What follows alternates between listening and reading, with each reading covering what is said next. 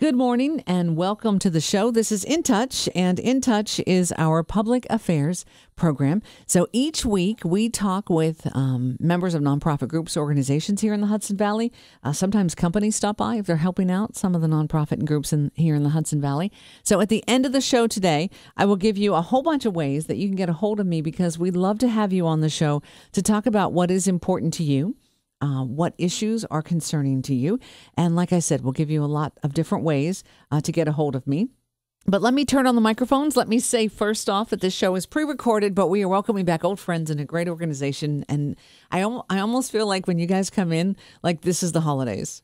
This is, I do. I don't know why. We're going to be talking with the Children's Home Poughkeepsie. Erin Caffarelli is here. She's Director of Development and Public Relations at the Children's Home Poughkeepsie. Erin, thank you very much for being here. Good morning, and thanks for having me. No problem. And Walter Joseph, Executive Director of the Children's Home in Poughkeepsie. Hi there. How are you? I'm good, and thanks for having us on the show. Yeah, like I said, it's nice because I know that you guys are on other times, but I don't know if you realize this, but you guys are kind of like one of my holiday staples, so we just have to always keep that tradition alive, just so you know. Well, you're one of our favorite people, so it's mutual admiration society. You're very kind. You're very kind. You know, every time that you guys are here and you talk about the Children's Home, I am always left with the feeling of a lot of appreciation that the Children's Home is here. And also very impressed because you and all the folks that work there are really looking ahead, looking at what is happening, looking at what you think is going to be happening. You seem to be able to spot things sooner than maybe the rest of society is willing to take a look at it at times. So, Walt, let's start with you and give just kind of an amazing, it's an amazing history of the Children's Home Poughkeepsie. It's an incredible history. Yeah. So we are this year celebrating our 170th year in existence. So we're one of the oldest child welfare agencies in the country. We've been taking care of children and families in Dutchess County since 1847. And which we now like to say was 14 years before Abraham Lincoln was elected president, just to help people sort of get an idea of how long we've been around. Right now, we're running, I think, 7 different programs. We take care of children before they're born in our maternity program, and directly after they're born, we get children from Child Protective Services, some days 2 days old, right out of the hospital. Yeah. We have lots of preschool type kids who are coming to us through our protective service program that we're working with Child Protective Services for Dutchess County. Regular residential, we have group homes in the community, we have apartments. We have really our newest program is our Safe Harbor program, which began just over a year ago and is working with girls who have been trafficked and exploited, sexually exploited. And that's been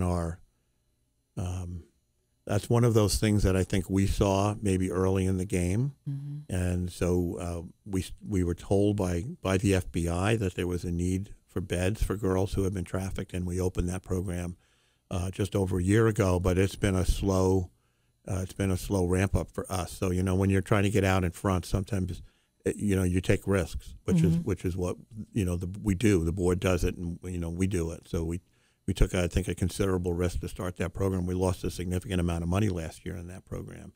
But now it seems to be, it's gone from not being on people's radar scopes to being on everybody's radar scope. And we now have more referrals than we have beds. Yeah. Which is, it's one of those, you take the risk so that you're there in case people need you, and you wish that people didn't need that. Right, exactly. Exactly. You guys plan for things that most people don't want to talk about.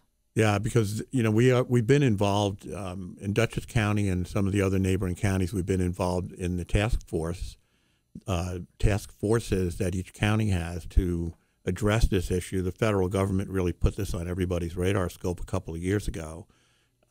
So we were hearing from a lot of police agencies and social service agencies that there was a need for this kind of programming.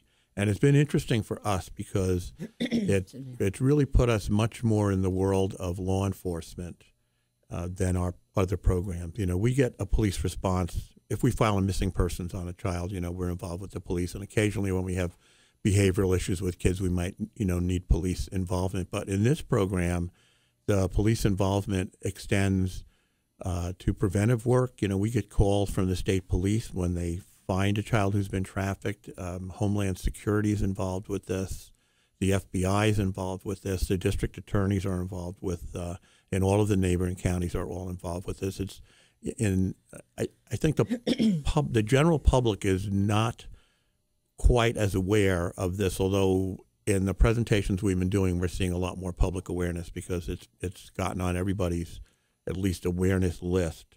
But I think the reality of what this means is not really clear to people. That in a local community that there are trap houses where kids might go because there's going to be a party and be taken prisoner, basically, and given drugs and forced into prostitution, not be released.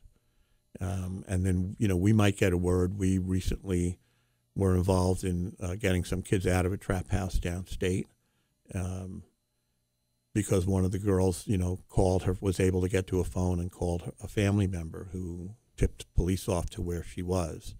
So it's a very different world, and you don't really think about this too much, that this is really going on right around you. But once you become aware, then you start to look.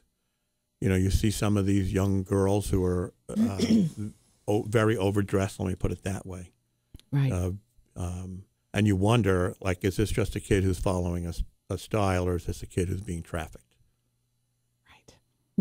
When you're talking about trap houses, I have to admit I didn't know that term. For some reason, I went back to, and I don't remember when the movie was released, Taken, with Liam Neeson, when it was his daughter and they were in Europe and went to a party, and then they were kept. Yes.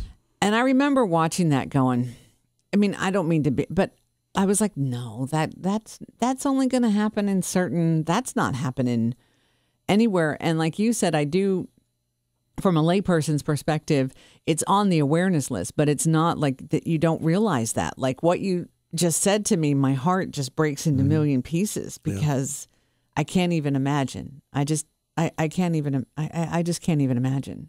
Yeah. When we started the program, which was last October, the very first child to come to us was just over 11 years old. Oh. She was with us almost a year. So, and we're seeing girls coming and going in this program.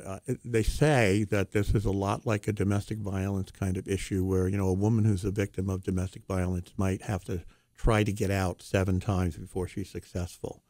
So these girls, in order to get out of the trafficking world, go back into it. They will AWOL from your program. This is a national phenomena that these girls run away and they go back to their traffickers. And they often are kids for whom the trafficker becomes the person who really loves them. They'll describe it that way, that this person really loves them and takes care of them.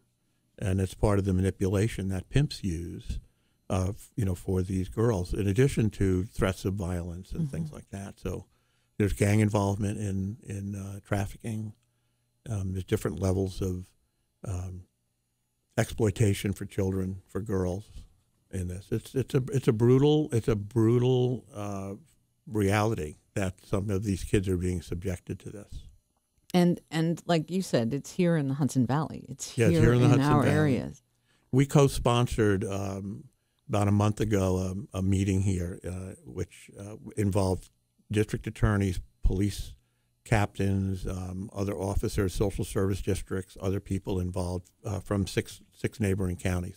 It was very well attended. We had to cap the availability of seats. We had to demand beyond the ability of the facility to hold participants, and we had a really very interesting day with a presenter who had been trafficked and is running a drop-in center in Washington, D.C., and we do want to go down and meet with her. She had real insight into how trafficking happens and what these kids will share with you and what they won't share with you. So it's a kind of a brave new world for us. Wow. But also, kids in foster care are very susceptible to this, and there's services in place now to screen every child that comes into foster care for for trafficking, the signs. Yeah, it's a federal requirement so that all kids coming into, if they come to preventive, protective, or regular foster care, there are two screening instruments, a short one and a longer one, and they have to be administered. And you need to do it when kids go AWOL and when they run away, because children who are in foster care, and both boys and girls, may get involved in survival sex when they run away from their placement. So everybody is, and the feds require this as part of their program, and that's really what's, I think, driving sort of the awareness issue, is that when you start screening, you see the red flags. Like our staff see red flags where people who are referring kids to us don't, because we've been so involved in the task forces. So you see the signs. We are seeing the signs of that a child may have been a victim of trafficking or a high risk for trafficking in our emergency program for some of these teenagers who come into care. Wow. Thank goodness you guys are there. I mean, again, like I said at the beginning of the show, you guys are oftentimes ahead of things. What you do for this community, what you do for children in the Hudson Valley, you guys have saved lives. Yeah, we have. You put families back together at times. You've given children an opportunity to have a better life and see opportunities and all of that. Yeah, it's really, we're very much a mission-driven agency, and we, are always looking at what we're doing. We've got a great staff with about 200 staff at the Children's Home now. The board is very involved. Yeah. Very dedicated, very focused on the kind of services that we provide, and they're willing to take some risk. Yes, and thank goodness they are, because otherwise you guys would be trying to get caught up. And in trying to get caught up, there could be individuals that could be missed. So you guys are there. Thank goodness. My goodness gracious. Wow. I don't even know where to go after that. I just, like I said, your heart just breaks in a million pieces. I think maybe a direction that I want to go in now is looking at the programs that you have. As you mentioned, a variety of programs, homes, funding all of this, making sure that the staff is there, making sure that the training can happen, making sure those facilities are there. That's where I feel like, the community, folks are looking for a way to help. I think that there's a lot of opportunities here to help out to keep programs going. Yeah, and for us, we have government contracts that we provide services to counties, but we have on any given year, we're going to put somewhere between $800,000 and $1 million of privately raised money into our programs. And so this comes partially from our resources and partially from what the community gives to us. And we've been very blessed. I mean, people do think about us. We have gotten bequests specified. We had, someone who left a house to us in their will, and they wanted the proceeds of the sale of the house to go towards a jobs program for kids, which is a high need issue for us right now. Another gentleman, we're in the process of receiving from his estate support for the children at the holiday season. So, and these are great things. We got a major gift in 2014 from a lady who had been donating what I consider significant amounts of money to us, $8,000 or $9,000 a year for many, many years. When she passed away, her name was Edith G. DeMizio. When she passed away, she left us, after the estate was liquidated, $5.7 million. Wow. And she never told us that she was doing that. And I tried to get her to come to visit. She didn't want to visit. She just wanted to do this for the Children's Home. And, we just used a significant proportion of that to expand our footprint. We put a 9,000 square foot addition onto the building on Fulton Street. Wow. Some people don't even notice it because the architects, it was I know, because I drive by there all the time. They did such a great job of blending the new wing into the building that people don't really realize it's the new wing. But that's given us some administrative space. But what it's really done is it's expanded our dining room, so it's now more than twice the size that it was, and we're able to bring all of the children in for an event. We couldn't really get all of our kids and staff into our dining room for a Christmas dinner or a Thanksgiving dinner. So we were out in the hallway and we were down in the living room and in a conference room. Now everybody can be in that one room. We're setting up right now for Thanksgiving. I was going to say, perfect time. Is this the first holiday dinner? This will be the first holiday dinner there. Yeah, we had a big picnic and a dinner there in the summer. We're just finishing up some of the work there, but one of the other things we want to do with that space is to open it up to the community so that it could become a meeting space for an organization. We're planning on doing more conferences and seminars that we would sponsor and open that up to, other agencies or the community in general. So we think we'll get a lot better use out of that, and we can become a resource for the community. One of the great things about this edition was we got a really super duper state-of-the-art kitchen that's probably 5 times the size that our old kitchen was, which was, when I look back on how small it was, it's hard to believe. But that's going to allow us to expand our jobs program to our kids. So we're going to have at least 8 kitchen positions there. That and we want to use the Culinary Institute's kind of model where you've got we've got kids working in the kitchen, and some are doing food preparation, and some are going to be helping out in the dining room. We're going to be able to move our kids back into the dining room for their evening meal. So we'll need waiters, and we'll need bus people, and we'll need kids to do prep. And, that program is designed, if a child on the campus wants to work there, we follow the Department of Labor requirements regarding age, and they're paid minimum wage, so it's a real job. But they have to fill out an application, and they have to come and get interviews, and they have to actually perform. So we know that our kids, for most of them, they're not going to college. They're going out into the work world. So we are focusing much more on skills, that kids need to survive in the world of work, and it's those soft skills that people always cite. You're going to work every day, going on time, dressing appropriately, accepting supervision. These are the things that are probably more important than skills for kids of this age. They need to know how to go to work. Yeah. I may venture out. There's some adults who may need to know how to go to work, but that's okay. We'll just bypass that. Be, I think maybe you could expand that training, but never mind. We've all run into that. Aaron, I want to bring you in a little bit more because as Walt was talking about, the funding and the new plans and the new square foot of all of the addition and the conference room and all the exciting things that are going on. He mentioned about there are some government contracts, but in terms of private funding, let's bring in, because I know there's some things that you have going on. And I will say that if you are listening to the show and the dates may be a little older, do not worry. We will, in the post, in the article that is with this interview, we'll have links to websites. So there's always stuff going on. There's always stuff going on the event calendar, so keep that in mind. So let's talk about some things that are coming up, though. So the Children's Home is gearing up for the holiday season. Thanksgiving and Christmas and New Year's. It's really a very hectic and amazing time at the Children's Home. We get a lot of support from the community for our kids, in ways of monetary donations. We have groups that come in and do parties for them. And then we have groups that will buy gifts for the kids and help fill their wish lists. And then we work with all different, agencies and organizations and colleges and all of those kinds of things just to provide in-kind support to the Children's Home.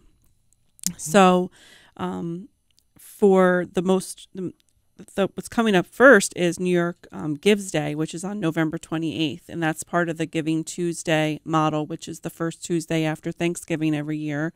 It's a 24-hour day of giving, all conducted online, and the Children's Home will be participating in New York Gives Day this year to try to raise $3,500 and 35 new donors in that 24-hour period. So we're really looking forward to that. You can visit the newyorkgives.org website and search for the Children's Home or any nonprofit that you want to support. We hope we're one of your nonprofits that you give to that day. But it's just a great way to get the word out socially about the Children's Home, and we do receive, funding, but we receive a lot of new friends, and that's always really important to us. Yeah, because the more that people are aware, the more people know what it is that you are doing, the more people that are impacted by what it is that you are doing, then they understand why it's so important that you there's a reason why the Children's Home has been around for 170 years, and there's a reason why it needs to continue to be around.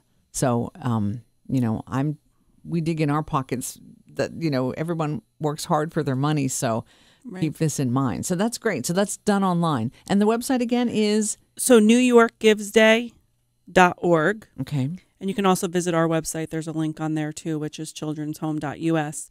It's just a great opportunity to get out and support, local nonprofits, show the world what New York has to offer in the way of philanthropy.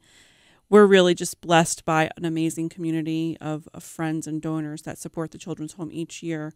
And it's, those people that help us make the difference up between what the government provides and what's really needed to take care of the kids in the most efficient and effective manner. Now, let me ask you this question. In terms of the holidays, you mentioned a wish list for the kids. If there are folks that are listening this morning, and they want to help, how can they? What is the best way for folks? So the best way would be to give us a call at 845-452-1420. You can ask for Cindy at extension 122. She takes care of all the kids' wish lists and gets those out to the community. We're always, looking for gift cards for the kids. We have a lot of teenagers in care, and having the opportunity to go out to the mall and purchase something that they've picked out is just not something that happens every day for them. And it's really just, some people might think, oh, a gift card's an easy way out, but for a kid in foster care, it's probably one of the best gifts that they can get, in addition to spending time with people that care about them. We accept donations Monday through Friday, 8:30 to 4:30 p.m. You can always just stop by. At this time of year, we're really looking for things that would fill wish lists. So things that, your kids or kids in the community are interested in are the same things our kids are interested in. So we really are able to do Christmas because of the community support that we get. And the kids are there. They live there. They're there every day, 365 days a year. So they're going to wake up there on Christmas morning. They're going to wake up there on Thanksgiving. That's their home. That's where they are. I like how you said that. It's something for people to keep in mind. If your kids or grandkids are interested in it, then the kids at the Children's Home For sure. are. So I almost say, if you're going to pick up a gift card for the teenager in your life, then get an extra. That's right. And give that to the Children's Home. Because like you said, and it's very powerful, it hit me that being able to go to the mall to pick out something on their own is not, a lot of times, most of us take that for granted. You need something, you get yourself to the store. Well, think about kids in foster care. They really haven't had any control in their life. I mean, they're in foster care, and they're in a residential facility. They're it's home-like, and we're taking really great care of them. But those things that maybe their peers are doing on a regular basis don't come as easy to them. And while it's nice to get a new pair of jeans, they'd probably love the chance to go to the mall and pick out a pair themselves. Right. And, so we are really grateful for all of those, wonderful things that we get in the community. Some of the stuff that really always touches my heart each year is when families spread philanthropy through their family, and, little kids will come in with, a gift that they picked out for a kid at the Children's Home, and they drop it off, or, a family adopts, a wish list of a kid and tries to fill that wish list, and they're teaching their kids about philanthropy too, and that's what it's all about to us is the future, making the futures brighter for everybody. And 4 and 5 year olds giving a stuffed animal away to a kid in foster care does make a huge difference. Yeah, it does. So the number to call would be 845-452-1420. Correct. And talk to Cindy extension 122, because she would have the wish list. She has the wish list. She has the wish list. So people, okay.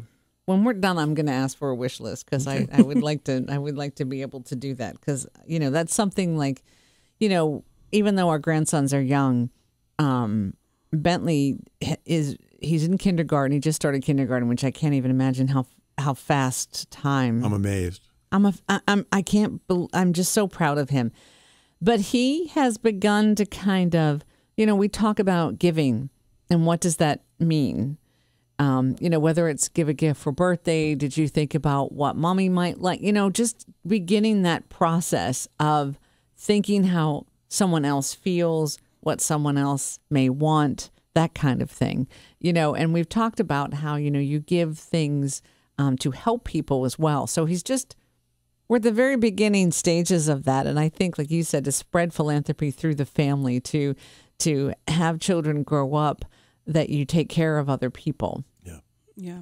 No, That's what you do. Fantastic. It's fantastic. So that's what we're all trying to do. And his mom is doing that as well. She will oftentimes look at toys and be like, okay, now where would you like these to go? You've hardly played with these, so we're gonna package them up. Where would you like them to go? So they have those conversations, which I think is powerful. Yeah. I'm really proud of her for doing that as well. That's great. So as I'm looking at the time, we have about maybe 5 minutes. This always goes faster than we. It's amazing. I don't understand where all because I have some things I actually want to throw in here. So bring them in. I'll stop talking. You go. Okay. So we're in the middle of a major change in the way care is provided in New York State to children. So 15 years ago, there were about 60,000 kids in New York State who were in foster care of some kind, foster homes, group homes, congregate facilities. Now there's about 18,000. So many, many more services are being offered in the community to support children in their homes and in their communities and to prevent them from going into foster care. So we are involved in a couple of initiatives now with the state and other agencies. We've become a children's health home, which is not a place, but it is a care management model, and we're part of a larger health home, the Children's Health Homes of Upstate New York, and we can provide care management to any child in the community who is Medicaid eligible and meets the eligibility requirements. So we can help a family, for instance, who might need to navigate the very complicated systems of care that exist here. So if you're suddenly thrust into a situation where you need help dealing with social services, you will not know where to start. No, But if you have a care manager, that care manager will know. And the care manager takes a look, it's a 360-degree look at the child and family's needs, so that they would be looking, if a family needed homemaker service, if the child needed mental health services, if the child needs to be gotten to a doctor's appointment or a dental appointment, the care manager would assist with all of that. And it's completely no cost to the recipient family or to the local county. So that this is a new initiative designed to try to keep kids from coming into care and also to make sure that children receive quality care in their homes. And some families have difficulty. If you have transportation issues, you may not be able to make it to a doctor's appointment. Mm-hmm. So the care manager will help you with that. So that's a new program. We've got about 20 cases right now. We have 2 people working on that. And we're also going to be developing some new services. We have an application in with the state to provide a couple of different ranges of services that New York State wants to provide to children in the community. And that program will begin services in July of 2018. That's the target now, the statewide target. So we would be able to work directly with children and families who are not in foster care and not involved with local social services, but may be eligible for Medicaid, which, is a poverty program, basically. Mm-hmm. So, and this is part of us, foster care is not where it's not the basket all the eggs are in, because, you don't want children to be separated from their families. So we're going to be doing 2 things. We'll have a whole division that's designed to keep kids from going into the other division of the children's home, right, and to get them out sooner. Because we know that if we can get services in the community lined up, good aftercare, that kids can be discharged back to their families or to a less restrictive level. And the longer kids are out of their families, the less likely they are to go back. Right. So let me ask you this, and this may be a stupid question, but let me ask you this. In terms of being a children's health home and having care management, would that be something like if someone was a legal guardian of a child and the child qualified for Medicaid, that they could contact and get some help? That's powerful. Anybody. It's open to anyone in the community. There's no caps. We are geared up to expand this program.